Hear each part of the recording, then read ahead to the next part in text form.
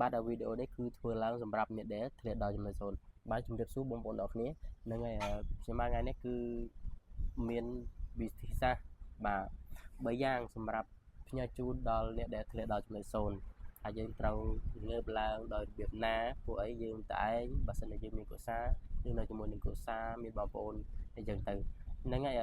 អ្វីទាំងអស់នេះគឺសិតសឹងតែជាអ្វីដែលខ្ញុំបាទខ្លួនឯងនេះឆ្លងកាត់ជាមួយនឹងគ្រួសាររបស់ខ្ញុំហ្នឹងហើយអ្វីដែលជាពិសេសហ្នឹងគឺបងប្អូនពេលដែលយើងធ្លាក់ដល់ចំណុចសូន្យហើយគឺអត់សូវមានអ្នកណាដែលគេចង់មកក្បែរយើងទេមិនថាតែមិត្តភក្តិមិនថាតែបងប្អូនដែលធ្លាប់ស្គាល់អីហ្នឹងគឺគេអត់ចង់ហ៊ានមកក្បែរយើងទេដោយសារយើងធ្លាក់ដល់ចំណុចសូន្យហើយគេខ្លាចយើងនេះពឹងពាក់ដល់គេអញ្ចឹងណាបងប្អូនហ្នឹងហើយអញ្ចឹងខ្ញុំថ្ងៃនេះគឺមាន3វិធីសាស្ត្របាទសម្រាប់ចែកជូនបងប្អូនទាំងគ្នាហ្នឹងហើយចំណុចទី1គឺយើងហ៊ានប្រឈមមុខជាមួយនឹងបញ្ហាណាបងប្អូនហ្នឹងហើយយើងត្រូវហ៊ានប្រឈមមុខជាមួយនឹងបញ្ហាជាមួយនឹងការពិតអូខេអញ្ចឹងចំណុចទី2បងប្អូនត្រូវតែហ៊ានស៊ូក្រានញនាលបាទជាមួយនឹងបញ្ហាទាំងអស់ហ្នឹងបាទអញ្ចឹងចំណុចទី3គឺខ្ញុំមានវិធីសាស្ត្របាទសាងខ្លួនឯងហ្នឹងបាទសាងខ្លួនឯងជាខ្លួនឯងបងប្អូនយើងសាងខ្លួនឯងជាខ្លួនឯងដើម្បីឲ្យយើងនេះរីកចម្រើនអូខេអញ្ចឹងបងប្អូនតាមដានវីដេអូនេះទាំងអស់គ្នា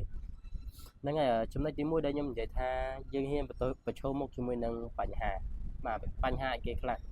បញ្ហាជាមួយនឹងការពិតអូខេខ្ញុំហ៊ានទទួលស្គាល់ថាពីមុនខ្ញុំហ៊ានទទួលស្គាល់ថាវាជាបញ្ហាវាជាការពិតទេដោយសារអីធម្មតាបងប្អូនអរគ្នាយើងធ្លាប់ធ្វើការយើងធ្លាប់ក្រុមមនុស្សយើងធ្លាប់ធ្វើការងារមានមុខមានមាត់អីចឹងណាបងប្អូនប៉ុន្តែពេលដែលយើងធ្លាក់ដល់ចំណុចសូន្យគឺយើងអត់ហ៊ានទទួលស្គាល់ទេថានោះគឺជាបញ្ហារបស់យើងហើយយើងអត់ហ៊ានទទួលស្គាល់ការពិតទេថាហេតុអីបានជាយើងធ្លាក់ដល់ចំណុចសូន្យពួកអីយើងខ្មាស់គេហ្នឹងហើយតែយើងធ្លាក់ដល់ចំណុចសូន្យមិនថាតែបងប្អូនមិនថាតែខ្ញុំទេហ្នឹងហើយខ្មាស់គេប៉ុន្តែអ្វីទាំងអស់នេះណាបងប្អូនខ្ញុំសម្រាប់ខ្ញុំខ្លួនឯងគឺខ្ញុំខ្មាស់គេរួចហើយអញ្ចឹងហើយវាអត់មានអ្វីដែលអាចខ្មាស់គេទៀតទេហ្នឹងហើយអញ្ចឹងដូចខ្ញុំនិយាយក្នុងវីដេអូនេះអញ្ចឹងគឺយើងខ្មាស់គេអស់ហើយបងប្អូនអើយព្រោះពេលដែលយើងធ្លាក់ដល់ចំណុចសូន្យគឺយើងអស់ខ្មាស់គេហើយអញ្ចឹងវាអត់មានអីទៅខ្មាស់ទៀតទេអញ្ចឹងយើងត្រូវតែហ៊ានទទួលស្គាល់ការពិតថាយើងនៅក្នុងចំណុចណាណាបងប្អូនណាយើងហ៊ានទទួលស្គាល់ការពិតទៅថាយើងនៅក្នុងចំណុចណាហើយអូខេយើងត្រូវធ្វើមិនទៀតដើម្បីងើបចេញពីចំណុចសូន្យទាំងអស់ហ្នឹង